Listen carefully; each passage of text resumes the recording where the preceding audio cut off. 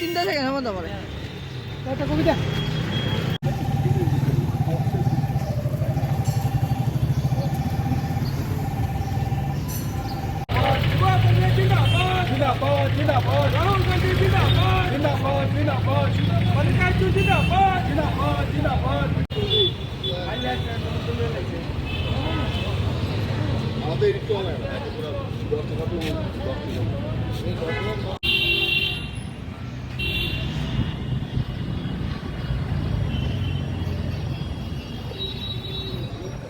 আপনারা হয়তো সংবাদ মাধ্যমে আমরা আজকে দেখেছি এবং অবগত হয়েছি যে এই ত্রিপুরা কোঅপারেটিভ ব্যাংকের পক্ষ থেকে 155টি পদে নতুনভাবে নিয়োগ প্রক্রিয়া শুরু হয়েছে এবং আমরা আশ্চর্য হয়েছি এই জন্য যে এই নিয়োগপত্রের যে পরীক্ষা, এই নিয়োগ প্রক্রিয়ায় যে পরীক্ষা হচ্ছে সেই পরীক্ষার সেন্টার তারা দিয়েছে আসামে দেওঘরে।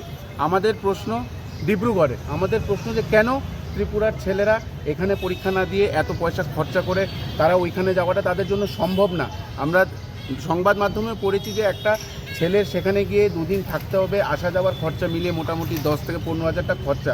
আমাদের দাবি হচ্ছে অতি সত্বর যাতে সেই সেন্টারটাকে পাল্টিয়ে ত্রিপুরা রাজ্যে সেই সেন্টারটা পরীক্ষার সেন্টারটা করা হয় এবং প্রত্যেকটি পরীক্ষার্থীদের যাতে পিআরটিসি কম্পালসারি করা হয়, এই দাবি নিয়ে আজকে আমরা কোঅপারেটিভ ব্যাংকের সেন্ট্রাল ম্যানেজারের সঙ্গে দেখা করবো এবং সেই দাবি জানাবো। যে পদগুলো ছাড়া হয়েছে সেগুলি কি ওপেন টু অল?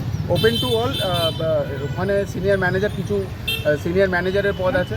না আমি বলছিলাম যে অন্য স্টেটের ওপরেও কি এক্সাম? না, আমার তো মনে হয় না, যেহেতু ত্রিপুরা স্টেটের, এটা ত্রিপুরা স্টেটের ছেলেদের জন্যই করা হয়েছে, কিন্তু এটা প্রথমবার হয়েছে যে সেই পরীক্ষাটা তারা ভিন রাজ্যে সেই পরীক্ষার সেন্টারটা ফেলেছে, যেটার জন্য যারা গরিব ছেলেমেয়েরা, যারা গরিব যুবকদের প্রচণ্ড অসুবিধা হচ্ছে।